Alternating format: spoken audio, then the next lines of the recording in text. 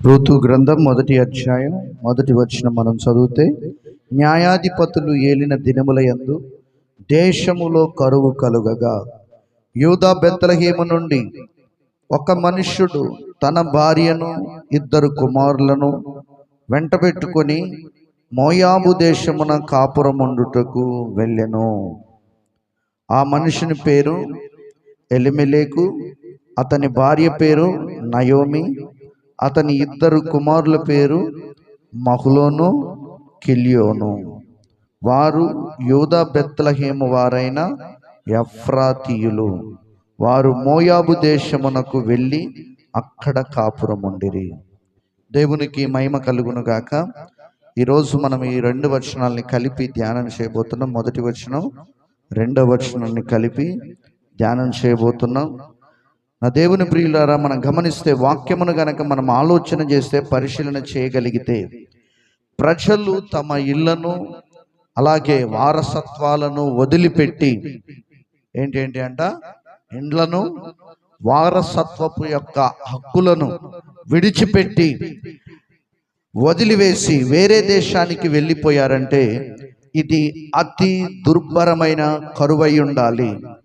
ఈ కరువుకు కారణాలు మనం గమనిస్తే గడిచినటువంటి వారంలో మనం నేర్చుకున్నాం.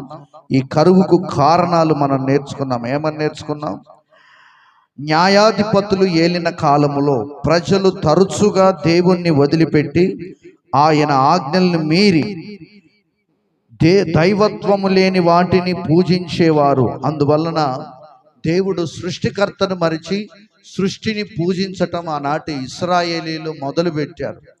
అప్పుడు దేవుడు వాళ్ళకి బుద్ధి చెప్పడానికి కరువులు రప్పించేవాడు, తెగుళ్ళు రప్పించేవాడు. ఇలా న్యాయాధిపతులు ఏలిన కాలములో వాళ్ళందరూ తమ తమ ఇష్టానుసారంగా ఎలా జీవించారంట? ఇష్టానుసారంగా, ఒక క్రమశిక్షణ లేకుండా ఎవరికి నచ్చినట్లుగా వాళ్ళు జీవిస్తున్నప్పుడు దేవుడు కరువులు, భూకంపాలు, తెగుళ్ళు రప్పించి ప్రజలకి బుద్ధి చెప్పి ప్రకృతి ద్వారా ఆయన వైపు మరల్చుకునేవాడు. ఈ రోజున మన పిల్లలు విచ్చలవిడిగా మాట వినకుండా తప్పు చేస్తే మనం ఏం చేస్తామంట? అలానే గుడ్లప్పలించి నోరప్పలించి చూస్తారా? సమాజానికి, కుటుంబానికి చెడ్డ పేరు తీసుకొస్తారని ఏం చేస్తారట? శిక్షిస్తారు, క్రమశిక్షణలో పెడతారు. అలాగే దేవుడు కూడా వారిని ఒక క్రమశిక్షణలోనికి తీసుకురావడానికి నేటికి మనం గమనిస్తే మానవుడు మితిమీరిపోయినటువంటి పాపాలతో ప్రపంచంలో ఉన్న మనుషులు విచ్చలవిడిగా జీవిస్తున్నారు. తాగుడు, వ్యభిచారం, జోదం, అసలు అసభ్యకరమైనటువంటి జీవితాలు ఈ 21వ శతాబ్దంలో మానవుడు జీవిస్తున్నాడు. అందుకనే మనిషికి బుద్ధి చెప్పడానికే దేవుడు గడిచినటువంటి 4 సంవత్సరాల క్రితం, 3 సంవత్సరాల క్రితం తెగులు పంపించాడు ప్రపంచం అంతటి మీదకి. ఏం తెగులు? కరోనా తెగులు పంపించాడు. అప్పుడు మనుషులకు సాటి మనిషి విలువేంటో, దేవుని విలువేంటో, దైవత్వం విలువేంటో తెలిసొచ్చింది. దేవుడు మానవుడికి ఎలా బుద్ధి చెప్పాలో సృష్టికర్తకు బాగా తెలుసు. ఈ రోజున గమనిస్తే కరువులు అక్కడ ఎందుకు వచ్చాయి బెత్లెహేములో అని మనం గమనిస్తే, వాళ్ళు దేవుని, జీవం కలిగిన దేవుణ్ణి విడిచిపెట్టి, ఇదిగో వారి పితరులు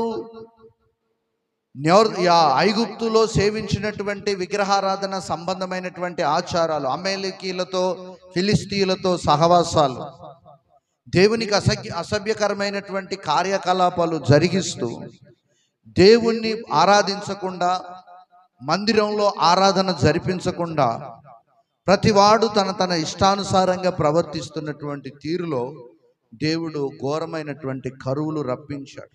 బ్రతకడానికి కూడా కష్టమైపోయినటువంటి పరిస్థితి అన్నమాట. బెత్లెహేం అనే ప్రాంతం యెరూషలేమునకు 10 కిలోమీటర్ల దూరంలో ఉందన్నమాట. నేరేడు చెర్లకి మన పాలకీడికి ఎంత దూరమో, ఆ యెరూషలేం మహానగరానికి బెత్లెహేం ఆ మారుమూల ప్రాంతానికి 10 కిలోమీటర్ల దూరం ఉందన్నమాట.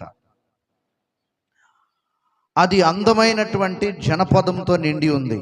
అక్కడ అందమైనటువంటి ఒలివ తోటలు, ద్రాక్ష తోటలు, లోయలతో నిండి ఉన్నటువంటి చాలా ఆహ్లాదకరమైనటువంటి సమృద్ధి అయినటువంటి పంటలతో కూడుకున్నటువంటి ప్రాంతం అన్నమాట బెత్లెహేము. అక్కడ ఏ కరువు కాటకాలు ఎన్నడే కానీ చవిచూడని ఒక ప్రాంతం అన్నమాట. ఎప్పుడూ సమృద్ధిగానే ఉంటుంది. బెత్లెహేము అంటే మనం చాలాసార్లు నేర్చుకున్నాము, రొట్టెల ఇల్లుకు సాదృశ్యంగా రొట్టెల ఇల్లు అని అర్థం. కానీ అక్కడ కరువు వచ్చింది. ఈ మనుష్యుడు మోయాబు దేశంలో కాపురం ఉండడానికి వెళ్తున్నాడు. అంటే తాత్కాలికంగా అక్కడ నివాసం ఏర్పరచుకోవడానికి వెళ్తున్నాడు. అంటే ఈ కరువు దినాలు వెళ్ళాక మరలా తిరిగి తన స్వదేశం చేరుకోవాలనే తలంపుతో, ప్రస్తుతానికి కుటుంబాన్ని బ్రతికించుకోవాలి అనే ఆలోచనతో మోయాబు దేశం వైపు ప్రయాణం కొనసాగిస్తున్నాడు. కొంతమంది దేవుని చిత్తానికి వ్యతిరేకమైనటువంటి ప్రయాణాలు చేస్తారు. దేవుని చిత్తానికి వ్యతిరేకంగా ప్రయాణాలు చేసి మనం ఏమీ సాధించలేమండి. మన ఆలోచనలతో, మన తలంపులతో మనము ఆలోచన చేసి నిర్ణయాలు తీసుకొని మనం ఏమి పొందుకునేది, సాధించేది ఏమీ ఉండదు. ఏ వ్యక్తి అయితే కరువులోనైనా, ఇబ్బందిలోనైనా, శ్రమలోనైనా, కష్టంలోనైనా, లేమిలోనైనా, వస్త్రహీనతలోనైనా, దారిద్ర్యంలోనైనా దేవుణ్ణి అంటిపెట్టుకొని దేవుని ఆలోచన చేత నడిపించబడతారో వారు ఉన్నతమైనటువంటి దేవుని దీవెనలు చూసి దారిద్ర్యాన్ని పోగొట్టుకొని ఐశ్వర్యవంతులుగా మార్చబడతారు. దేవుని వాక్యం సెలవిస్తుంది, యెహోవా ఆశీర్వాదం ఐశ్వర్యాన్ని ఇస్తుందని. దేవుని ఆశీర్వాదం మనకు ఐశ్వర్యాన్ని ఇవ్వాలి.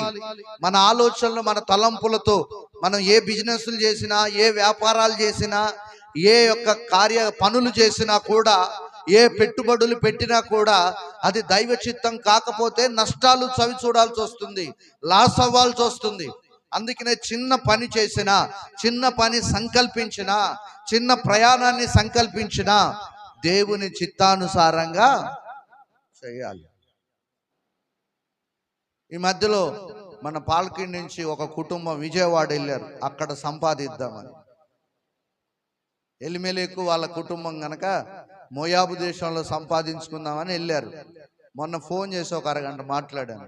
ఏమైనా సంపాదించారా, ఏమైనా మార్పు వచ్చిందా అని అడిగాను. అంటే ఏమీ మార్పు లేదండి, మా ఆయనలో కూడా మార్పు లేదు, అదే తాగుడు, అదే వ్యర్థమైన బ్రతుకు, ఒక్కదాన్ని చేసి నేను ఇబ్బంది పడుతున్నాను.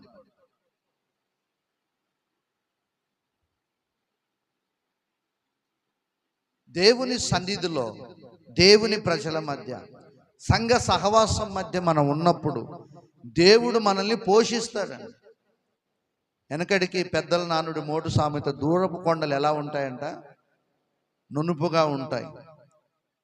సిటీలో ఒక పల్లెటూరులో బ్రతికిన వ్యక్తి బ్రతకలేరు.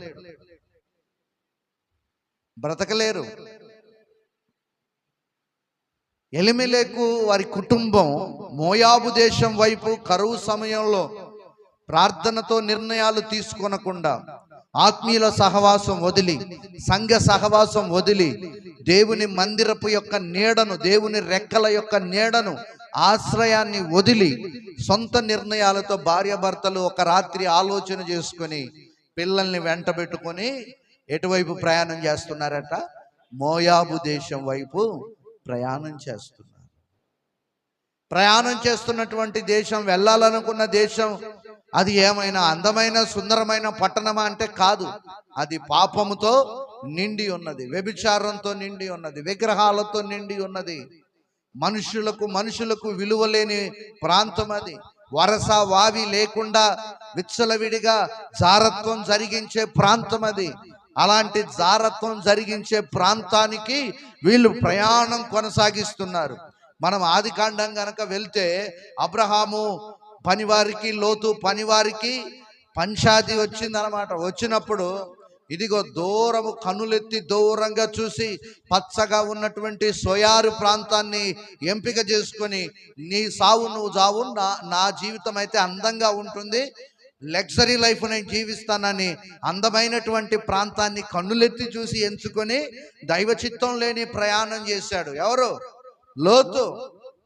ఎలిమెలి కుటుంబం వలె ఆయన సొంత నిర్ణయంతో ఆత్మీయుణ్ణి కాదని, ప్రార్థన చేసేవాడిని కాదని దైవ సన్నిధి వదిలి దేవుని సంకల్పం తెలుసుకొనకుండా దేవుని చిత్తానికి వ్యతిరేకంగా లోతు భార్య నిర్ణయాలు తీసుకొని ప్రయాణం కొనసాగించారు. సాధించింది ఏమైనా ఉందా అంటే సాధించింది ఏమీ లేదు, సంపాదించింది కూడా ఏమీ లేదు. ఆఖరికి కుటుంబమే ఆ విగ్రహారాధన, వ్యభిచారపు యొక్క సంబంధాలలో ఇదిగో కూరుకుపోయి సర్వనాశనమైపోయారు. మమ్మల్ని కాపాడేవాడు లేడా అని రోజు ఊరి గవని యొద్ద వచ్చి ఎదురు చూస్తున్నాడంట.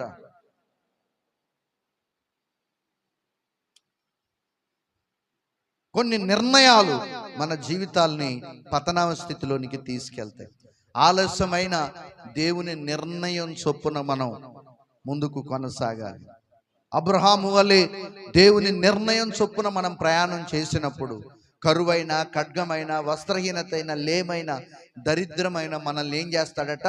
పోషిస్తాడు. ఒకటే వాక్యం దావీదు అంటాడు, సింహపు పిల్లలు లేమి గలవై ఆకలి గొరును గాని ఆయన ఆశ్రయించినటువంటి ఆయన భక్తులకు ఏ మేలు కూడా కొదువై ఉండదు. మనల్ని పోషిస్తాడు, మనకు సహాయం పంపిస్తాడు. ఇశ్రాయేలీ ప్రజలకు అరణ్యంలో చుక్క నీరు దొరకని ప్రాంతంలో, ఎడారిలో ఆకాశం నుండి మన్నాను కురిపించిన దేవుని యొక్క హస్తబలాన్ని వీళ్ళు మర్చిపోయారు. ఎలిమెలేకు కుటుంబం ఈరోజు నువ్వు కూడా మర్చిపోతున్నావు. జాగ్రత్త. నీవు ఆరాధిస్తున్న నీ దేవుడు ఆయన చేతగాని వాడు కాదు, ఆయన శక్తిమంతుడు, సమర్థుడు. నమ్మితే చప్పట్లు కొట్టి దేవుని మహిమపడతాం. ఆయన ఎలాంటి వాడంట? ఆయన శక్తిమంతుడు, సమర్థుడు. అబ్రహామా, నాకు అసాధ్యమైనది ఏదైనా ఉన్నదా, కలదా? నువ్వెందుకు నీరసించిపోతున్నావు? నువ్వెందుకు బలహీనపడుతున్నావు? నువ్వెందుకు అనాలోచన చేస్తున్నావు? నాకు సమస్తము సాధ్యమే. నీ పరిస్థితులు నీకు నీరసాన్ని తీసుకురావచ్చు, నీ బలహీనతలు, నీ శ్రమలు నీకు నిరుత్సాహాన్ని తీసుకురావచ్చు. ఇక ఏమీ జరగదు అనే అరణ్యం లాంటి పరిస్థితులు, కరువు లాంటి పరిస్థితులు తీసుకొచ్చి నిన్ను పరిస్థితులకు తల వంచేటట్లు చేసిన తల వంచని అబ్రహాము, యోసేపు, ఎస్తేరు విశ్వాసం నీలోనికి ఈరోజు రావాలి.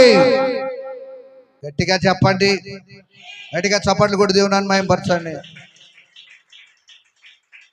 ఓ చల్లారి దయ్యాలు పట్టిన మొహల్లాగా ఉన్నారు చాలా మంది మీద దయ్యాలే ఉన్నాయి. చూస్తున్నాను నేను ఇప్పుడు, దయ్యాలే ఉన్నాయి. అవి ఎక్కడి నుంచో వచ్చి వాలాయో మీ మీద. ప్రార్థన లేక, పరిశుద్ధత లేక, ఆరాధన జీవితం లేక, దేవునికి నిలయంగా ఉండవలసిన మీ హృదయాలు దయ్యాలకు నిలయంగా కనబడుతున్నాయి. అరే మందిరంలో మండాలి దేవుని కొరకు. హల్లెలూయా, హల్లెలూయా. దేవునికి స్తోత్రం కలుగును గాక. ఆమేన్. దేవుడు మన పక్షంగా కార్యాలు చేయుటకు శక్తిమంతుడు. పరిస్థితులకు మనము తల వంచొద్దు. హల్లెలూయా. ఎలిమెలెకు సొంత ఆలోచనతో ఏం చేస్తున్నాడట? మోయాబు దేశానికి కాపురం ఉండుటకు వెళ్తున్నాడు. అక్కడ తాత్కాలిక నివాసం ఏర్పాటు చేసుకుంటున్నాడు. అంతేకాని అతడు అక్కడ స్థిరపడడానికి మాత్రం వెళ్ళలేదు. ఏ ఆలోచనతో వెళ్ళారట? 4 రూపాయలు వెనకేసుకొని వద్దామని వెళ్ళారట. ఎన్ని రూపాయలు? చాలా మందికి చెప్తాను నేను, నన్ను అడుగుతూ ఉంటారు అక్కడికి వెళ్దాం అనుకుంటే. వద్దు. దేవుని కాపుదల లేని ప్రాంతాలకు వెళితే నీవు, నీ కుటుంబం అపవాది కోరల్లో చిక్కుకొని పతనమైపోతారని ఎంతోమందికి చెప్పాను. విన్నవాళ్ళు బాగుపడ్డారు, వినని వాళ్ళు అపవాది కోరల్లో చిక్కుకొని ఘోరంగా నశిస్తున్న పరిస్థితుల్ని కూడా నేను కళ్ళారా ఇప్పటికీ చూస్తూనే ఉన్నాను. హల్లెలూయా, హల్లెలూయా.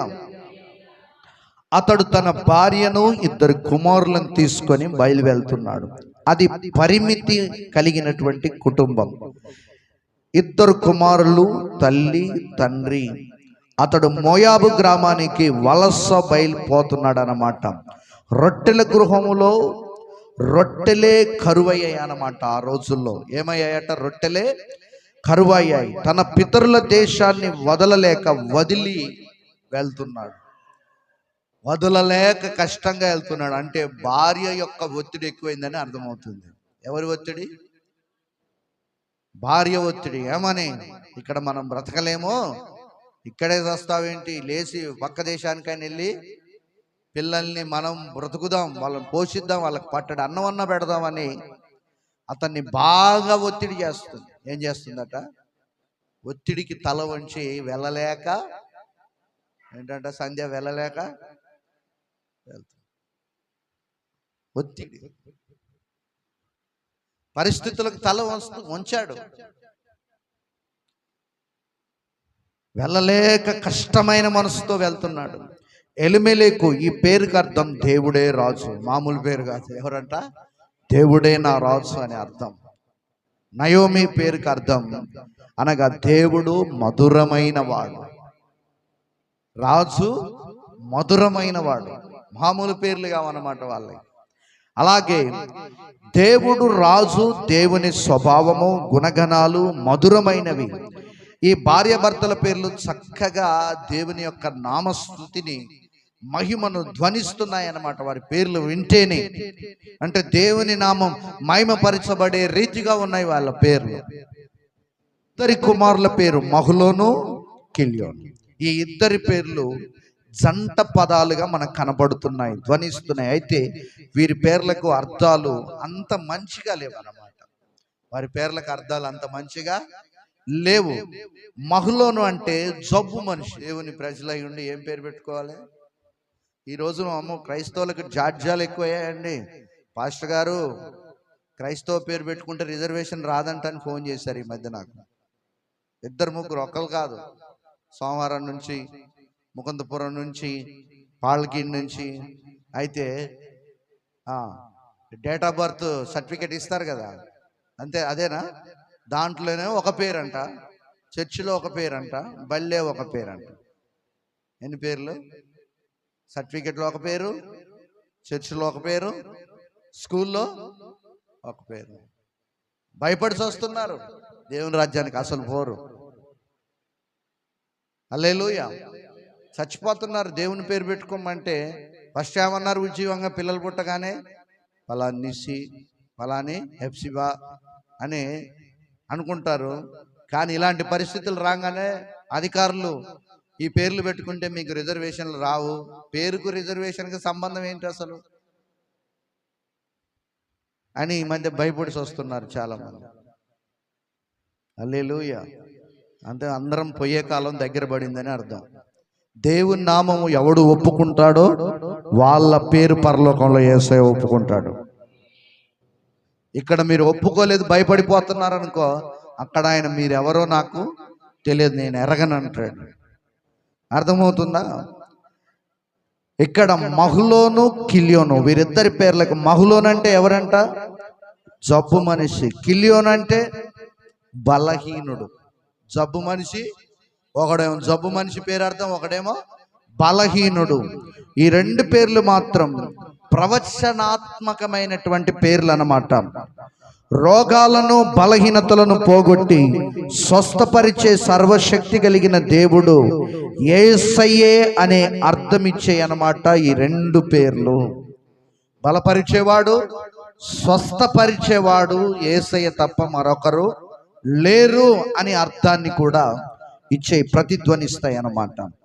మహులోను సున్నితమైన మనస్తత్వం కలిగిన వాడు. ఎవరంట? మహులోను. కిల్యోను కూడా, అతను కూడా సున్నితమైన మనస్తత్వం కలిగిన వాడు. ఇద్దరు కూడా మృదు స్వభావం గలవారు, సాత్వికులు. వారు యూదా బెత్లెహేము వారైన ఎఫ్రాతీలు, అనగా ఆ కుటుంబం అంతా ఎలిమెలెకు, నయోమి, మహులోను, కిల్యోను వీరందరూ కూడా ఎఫ్రాతీయులు, అనగా బెత్లెహేమీలు. బెత్లెహేము ప్రాంతానికి ఎఫ్రాతా అనే మరో పేరు కూడా పెట్టబడి ఉంది. వీరందరూ మోయాబులో, అనగా మోయాబు గ్రామానికి, ప్రాంతానికి తాత్కాలికంగా నివాసం ఏర్పరచుకున్నారు. అక్కడ వీరు ఆ పట్టణములో ఉండటానికి ఇష్టపడలేదు. కానీ పొలాలలోనే ఒక మారుమూల ప్రాంతంలో ఉండడానికి ఇష్టపడ్డారు. ఒక మారుమూల పల్లెటూరు ప్రాంతాన్ని ఎంపిక చేసుకొని అక్కడ నివాసం ఉండాలని ఇష్టపడ్డారు. ఒకటి, కరువులు ఎందుకు వస్తాయి? ఏమండి చెప్పండి. కీర్తనలు 105:16. 105:16. అమ్మా, దేశము మీదికి ఆయన కరువు రప్పించను, జీవనాధారమైనటువంటి ధాన్యం అంతటిని కొట్టివేశను. చూడండి, దేశం మీదకి ఏం రప్పించాడంట ప్రభు? కరువు రప్పించి మానవులకు జీవనాధారమైనటువంటి ధాన్యాన్ని అంతటిని కూడా ఏం చేశాడట? పండకుండా కొట్టివేశాడు. దేవుని కరుణ వాత్సల్యం ద్వారానే, కృప ద్వారానే, కటాక్షాల ద్వారానే భూమి మీద పంటలు పండుతున్నాయని మనం ఈరోజు గ్రహించాలి. హల్లెలూయా. ఏం చేయాలండి?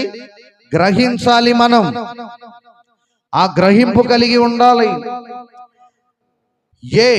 ఈ వాక్య భాగమును బట్టి మనకు అర్థమవుతుంది, దేవుని ప్రజలైన వారు దేవుని మాటలు వినకుండా, ఆయన ఆజ్ఞలను పాటించకుండా మేమే దేవుళ్ళము, దేవతలు అని ఈనాటి మానవుడు గర్విస్తున్నాడు. మానవుల యొక్క గర్వమును అనసడానికి ఆయన కరువులు, తెగుళ్ళు, ఆయన ఉగ్రతను భూమి మీద కురిపిస్తున్నాడు. భూకంపాలు రప్పిస్తున్నాడు, జల ప్రళయాలు రప్పిస్తున్నాడు.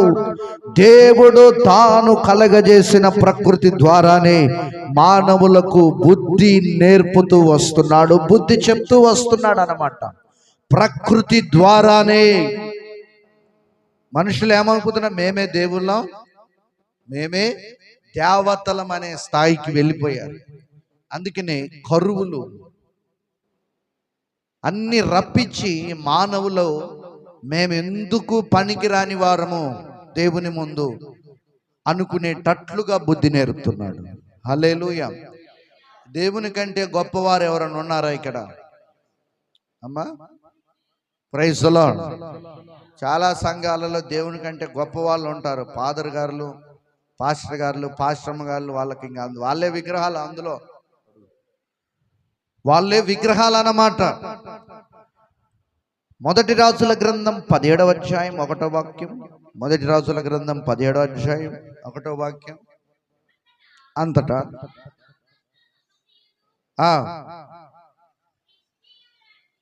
తిష్బీయుడైన ఏలియా అహాబు వద్దకు వచ్చి, యెహోవా సన్నిధిని నేను నిలవబడి ఉన్నాను, ఇశ్రాయేలు దేవుడైన జీవము తోడు, నా మాట ప్రకారము గాక ఈ సంవత్సరములలో మంచైనను వర్షమైనను పడదని ప్రకటించెను. కరువు వస్తుందని ప్రకటించాడు. మన భారతదేశం మీద కూడా కరువు రాబోతుందంట శాస్త్రవేత్తలు చెప్తున్నారు ఈ మధ్య. మరి దేశంలో అన్యాయాలు, అక్రమాలు ఎక్కువైతే కరువులు రాక ఏమొస్తాయి? ఈశాన్యపు రాష్ట్రాల్లో స్త్రీలను విచ్చలవిడిగా మానభంగాలు చేస్తున్నారు. యవనరాలను బీజేపీ నాయకులు. నిన్న కూడా ఒక వార్త వచ్చింది. నిన్న మన తెలంగాణ రాష్ట్రంలో బండి సంజయ్ కొడుకు 16 ఏళ్ల అమ్మాయిని అత్యాచారం చేశాడట, మద్యం తాగించి బలవంతంగా. అందుకనే ఆడపిల్లలు ఎక్కడికి వెళ్ళినా మగోళ్ళతో ఫ్రెండ్షిప్ చేయొద్దు. ఎవరితో? ఒక్కొక్క దాని మూతి పనులు ఇరిగిందాకా కొట్టాలి. నేను ఈ మాట అన్నానని మీరు నొచ్చుకున్నాం లేదు. ఎవరినంట? అయ్యగారు ఈ మాట అంటాడని అన్నా మీరు, నేను అంటాను. బుద్ధి రావాలి, నష్టం జరగకుండా అంటున్నాను. ఎవరితో ఫ్రెండ్షిప్ అట? నంగనాంచి ఆడపిల్లలు, కొంతమంది నంగనాచి వాళ్ళు ఉంటారు. ఆడపిల్లలు కూడా ఎవనొస్తున్నారు, క్రైస్తవ అమ్మాయిలైనటువంటి మిమ్మల్ని మోసపుచ్చడానికి. వాళ్ళు కూడా పెద్ద సైతాన్లు. పిలిచిన చోటుకెల్లా పరుగులు ఎత్తకండి. ఏంది ప్రశాంతి? పెళ్ళని పోతున్నావు మొన్న. మేమేమి ఇక్కడ ఉన్నారు, ఎవడు ఎట్లుంటాడో తెలియదు. చేతికి ఎదిగిన పిల్లలు జాగ్రత్తగా ఉంచాలి. వాళ్ళు కోరికలన్నీ మనం తీర్చామనుకో, సమాజం మన నోట్లో క్యాండర్కిచ్చి ఊహిస్తారు. అందరికీ చెప్తున్నా, కొందరికి కాదు. ఆడపిల్లలు కలిగిన తల్లిదండ్రులు అందరూ ఒళ్ళు జాగ్రత్త పెట్టుకొని వాళ్ళని ఉంచాలి. జరగరాని నష్టాలు జరిగిన తర్వాత చేసేది ఏమి, నెత్తి నోరు కొట్టుకుంటే ప్రతిఫలం ఏమి ఉండదు. అర్థమైందా? దేవుని పిల్లలుగా మీ సహవాసం దేవునితో, తల్లిదండ్రులతోనే ఉండాలి. లోకస్తులతో, ఈ లోక స్నేహం దేవునికి వైరం. రోజులు బాగలేదు, ఎవరిని కూడా నమ్మేటట్లేదు.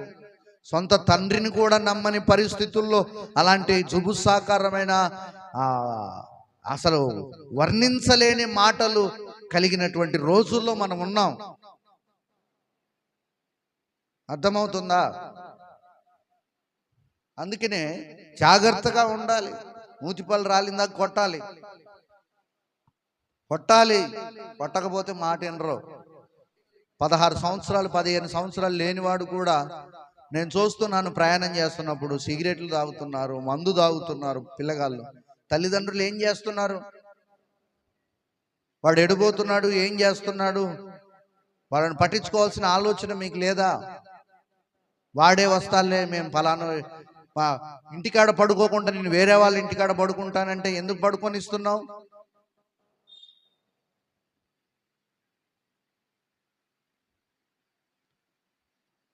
చాలా ఘోరంగా ఉన్నాయి పరిస్థితులు. ఫోన్లు వచ్చిన దగ్గర నుంచి ఇంకా పరిస్థితులు ఘోరంగా మారాయండి, చాలా ఘోరంగా. స్త్రీలైతే ఇక మన దేశంలో ఎన్ని వార్తలు చూస్తున్నాము. అక్రమాల సంబంధాలు పెట్టుకొని సొంత భర్తల్ని చంపుతున్నారు, భర్తలు భార్యల్ని చంపుతున్నారు. రెండు పక్కల రెండు జరుగుతున్నాయి. ఇలాంటి ఘోరమైన పరిస్థితులు దేశంలో ఉన్నాయి. అందుకనే మన దేశం మీద కూడా కరువు రాబోతుందని హెచ్చరికలు జారీ చేస్తున్నారు. రావాలి. ఏం రావాలి? కరువులు వస్తేనే, తెగుళ్ళు వస్తేనే మనుషులు బుద్ధిగా, మర్యాదగా, విలువలు కలిగి బ్రతుకుతారు. లేకపోతే దేవుని నమ్ముకొని కూడా దేవుని ప్రజల మీదకే రప్పిస్తాడు ఇది. ఎందుకంటే దేవుని నమ్ముకొని కూడా దౌర్భాగ్యమైన పనులు చేస్తున్నారు. ఇక్కడ ఎందుకు ఇప్పుడు కరువు వస్తుంది అని, నేను ప్రకటించండి మంచైనను వర్షమైనను పడదు అని ఏలియా ప్రవక్త అహాబు రాజు దగ్గరికి వెళ్ళి చెప్పాడు. ఎందుకంట అహాబు రాజు దేవుని ప్రవక్తలందరినీ చంపించి యెజబేలు భార్య మాటలిని, విగ్రహ సంబంధమైనటువంటి కార్యకలాపాలన్నీ ఆయన దేవుని ప్రజల మధ్యలోనికి అహాబు తీసుకొచ్చి జీవము కలిగిన దేవుని ఆరాధన చేయకుండా ఆపేసి విచ్చలవిడిగా దేశంలో ఉన్నత స్థానాల్లో విగ్రహాలను నిలబెట్టి పూజలు చేపిస్తున్నాడు అహాబు భార్య. అందుకనే దేవుడు తన ప్రవక్తను పంపి చెప్తున్నాడు, ఇదిగో ఈ దేశం మీదకి నేను కరువు రప్పించబోతున్నాను, నేను ప్రకటించండి మంచైనను వర్షమైనను పడదు. అల్లాడి చచ్చిపోయే స్థాయికి వచ్చారన్నమాట దేశ ప్రజలు. రప్పించాడు దేవుడు. ఒక మంచు చుక్క కూడా భూమి మీద పడకుండా చేశాడు ఏలియా ప్రవచించగానే. మనం గమనిస్తే 18వ అధ్యాయం 5వ వాక్యం మనం చూస్తే, మొదటి రాజుల గ్రంథం, అహాబు నదులన్నింటినీ చూడండి, ఉదకదారులు నదులన్నింటినీ చూడబోయి పశువులన్నింటినీ పోగొట్టుకొనకుండా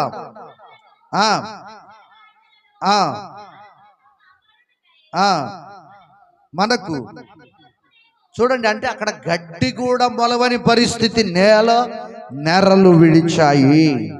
ఏం విడిచాయండి? నెర్రలు విడిచాయి. ఇప్పుడు అందరికీ మన దేశంలో అన్నం సమృద్ధిగా అయింది.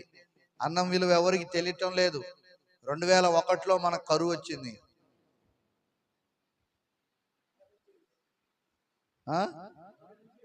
1 నుంచి 7 వరకు సుమారుగా ఒక 6 సంవత్సరాలు ధాన్యపు బియ్యపు గింజలు దొరక్క సద్దన్నం, జొన్నన్నం వండుకొని అందులో మజ్జిగ పోసుకొని ఒక పూట తిని ఒక పూట తినకుండా అల్లాడారు మన దేశం, మన రాష్ట్రంలో కూడా.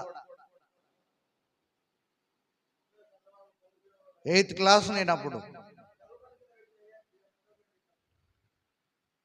రేషన్ బియ్యం కూడా కరువు అయిపోయిన పరిస్థితుల్లో నేలంతా నెరలు విడిచాయి. ఈ అనుభవం చూసారా? మీరంతా చూసారా? గాడుపు గాలులు, ప్రజలు బ్రతకలేని పరిస్థితి. యెరూషలేములో కూడా ఇలాంటి పరిస్థితి. ఎందుకు? విగ్రహారాధన, పాపం, దేవుని సేవకుల్ని చంపించటం. మన దేశంలో కూడా అదే జరుగుతుంది కదా. క్రైస్తవుల్ని చంపటం, పాస్టర్ని చంపటం, మందిరాలని కూలగొట్టడం, ప్రార్థనా స్థలాల మీద దాడులు చేయటం, ఎన్ని ఘోర సంఘటనలు జరుగుతున్నాయి. తమిళనాడులో ఆయన దళితుడు సీఎం కాకూడదని ఎన్ని పోరాటాలు చేస్తున్నారు. క్రిస్టియన్ అయినందుకు. ఎవరైనందుకు? ఆయన క్రిస్టియన్ అయినందుకు ఆయన నిరాకరిస్తున్నారు. ఇలా రాజులందరి చేత, అధికారులందరి చేత మనం దేశించబడతాం ఈ భూమి మీద. అయినా యేసుని మాత్రం మనం వదిలిపెట్టొద్దు. మరణం వరకు యేసయ్య ఉంటే మాకు చాలు అనే తీర్మానంతో మనం బ్రతకాలి. హల్లెలూయా, హల్లెలూయా. అలాగే మానవులు చేసే వికృతమైన పాపములను బట్టి కరువు దేవుడు పంపుతున్నాడు. ఎవరు పంపుతున్నారంట కరువుని? దేవుడు పంపుతున్నాడు. లూకాసు వార్త 15వ అధ్యాయం 14వ వాక్యం. లూకాసు వార్త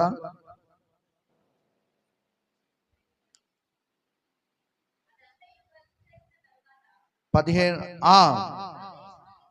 చూడండి, అదంతా కూడా ఖర్చు చేసిన తర్వాత దేశమందు గొప్ప కరువు కలుగగా వాడు ఇబ్బంది పడసాగి,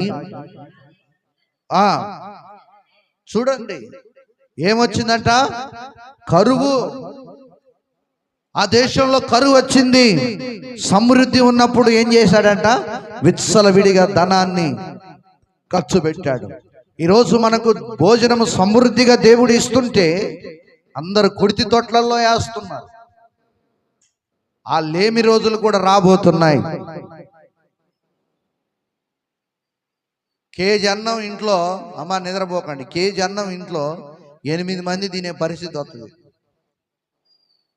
ఇప్పుడు కంచాలు లాగిచ్చేస్తున్నారు, సరిపోలేదు అంటున్నారు, ఇంకా వండేస్తున్నారు, డబర్లకు వండి పడేస్తున్నారు. కంచంలోకి భోజనం రాని రోజులు ముందు రోజుల్లో రాబోతున్నాయి. ఆ దేశంలో ఇబ్బంది పడసాగాడట. ఉన్నదంతా ఏం చేశాడు? విచ్చలవిడిగా. జాగ్రత్తగా ఖర్చు చేయాలి. ఆడోళ్ళు ఎంతమంది మీ ఇంట్లో పెత్తనం మీది? చేయొత్తండి. పెత్తనం ఉన్న ఆడోళ్ళు చేయొత్తండి. నేనేం మిమ్మల్ని తప్పు పట్టట్లే. దేవుని బిడ్డలుగా మీ చేతుల్లో ఉండటం నేను తప్పు పట్టట్లే. నువ్వు ఒక్కదానే పెత్తనం నీది, నువ్వెందుకు ఎత్తావమ్మా? భర్తలున్న భార్యలు ఎత్తండి అమ్మ. మీ పెత్తనం ఎవరిది మీ ఇంట్లో?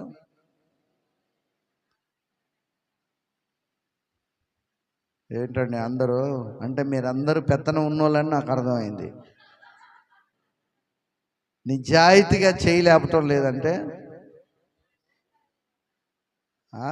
ఏంటమ్మా? ఎవరిది? మీ ఊర్లో మీ మీసాల వాళ్ళదే ఉందా? వాళ్ళదే డామినేషనా? మీదేం లేదా? హల్లెలూయా, దేవునికి స్తోత్రం కలుగును గాక. మీ చేతికి వచ్చిన దాన్ని మీరేం చేయాలంట? జాగ్రత్తగా ఖర్చు చేయాలి. విచ్చలవిడిగా ఆ కుమారుడు ఖర్చు పెట్టినట్లుగా ఖర్చు పెట్టకూడదు.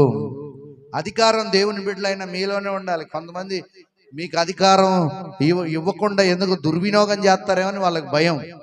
ఏం చేస్తారట? దుర్వినియోగం, విచ్చలవిడిగా ఖర్చు పెడతారు. మీకేం ఆశ ఎక్కువ. గాజులు కనపడ్డ ఆశయే, చీరలు కనపడ్డ ఆశయే. అందరూ కాదు, కొందరు. నా మీదకి రావద్దు. ఆడోళ్ళు మీరందరూ మంచోళ్ళే. ఆశ ఎక్కువ, కొనాలి. ఎంత మంచి వాళ్ళకైనా ఆశ ఉంటుంది, ఆడోళ్ళకి ఏందో నాకు అర్థం కాదు. ప్రైజ్ ది లార్డ్, హల్లెలూయా. ఆశలన్నీ మీరేం చేయాలి? మీ గుప్పిట్లో పెట్టుకోవాలి, మీ మనసును అణుచుకోవాలి. అప్పుడు మీ చేతికి తాళాలు వస్తాయి. ప్రతి రూపాయి జాగ్రత్తగా ఖర్చు పెట్టాలి, ఖర్చు చేయాలి. ఆ సామెతల గ్రంథం 31వ అధ్యాయంలో ఉన్న అమ్మలాగా అధికారం అంతా ఆమెదే. వాళ్ళ ఆయన ఏం లేదు, తినటం పండుకోవడమే. పొలం పని దగ్గర నుంచి మొదలు పెడితే ప్రతి పైసాకు లెక్క రాసి పెట్టుద్ది, జాగ్రత్తగా ఖర్చు చేస్తుంది. మనం అట్ట కాదు, దొరికితే కథమే, ఇంకా మళ్ళీ ఇస్తాడో ఇవ్వడో, ఇక ఈ దెబ్బతోనే అయిపోవాలి. హల్లెలూయా. అలా ఉండకూడదు. అలాగే 21వ అధ్యాయం 11వ వాక్యం, లూకాసు వార్త.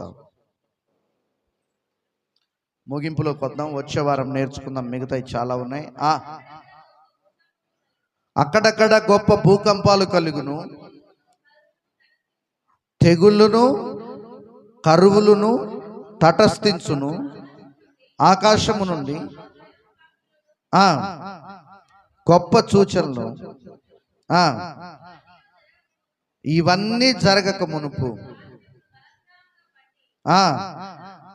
నా నామము నిమిత్తము రాజుల యొద్దకును అధిపతుల యొద్దకును తీసుకొని పోయి. చూడండి, దేవుని నమ్ముకున్నందుకు మనల్ని ఏం చేస్తారట? హింసిస్తారు. నేను చెప్తున్నాను, నేను అన్ని సంఘాలు గమనిస్తున్నాను. సంఘంలో 2 లేక 3 ఉన్నారండి యేసయ్య కోసం చచ్చిపోయేవాళ్ళు. అన్ని సంఘాలు, ఈ మధ్య వెళ్ళిన ప్రతి సంఘాన్ని గమనిస్తున్నాను, క్రైస్తవులు చల్లారిపోయారు, చప్పబడిపోయారు క్రైస్తవులు. ఆ ఉజ్జీవం లేదు. సంఘంలో 2 లేక 3 ప్రభు కొరకు డెడికేషన్ చేసుకొని చావడానికైనా సిద్ధంగా ఉన్నవాళ్ళు. మిగతా వాళ్ళు అందరితో కలిసి గుంపులో మొత్తుకుంటున్నారు, నేను యేసయ్య కోసమే పోతానని, పేతురులాగా. కానీ ఆ సమయం వచ్చేసరికి ఈ యోహానులు ఎంతమంది ఉంటారు? హల్లెలూయా, హల్లెలూయా.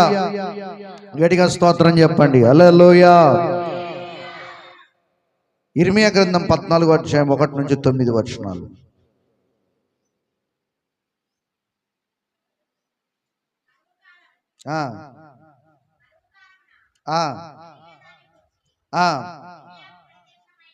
ఇర్మియాకు ప్రత్యక్షమైన యెహోవా వాక్కు. యూదా దుఃఖించుచున్నది, దాని గుమ్మాలు అంగలార్చుచున్నాయి. విచారగ్రస్తులై నేల కొంగుతారు. యెరూషలేము అంగలార్పు. వారిలో ప్రధానులు బీదవారిని రాగా వట్టి కొండలు తీసుకొని సిగ్గును అవమానము నొందిన వారై దేశములో వర్షము కురవకపోయినందున నేల చీలి ఉన్నది. కనుక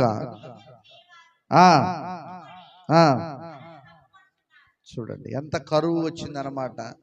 నేల చీలిపోయిన పరిస్థితులు. అందరు చెప్పండి, మీ ఇంట్లో ఎంతమంది ఇంట్లో కరువు ఉంది?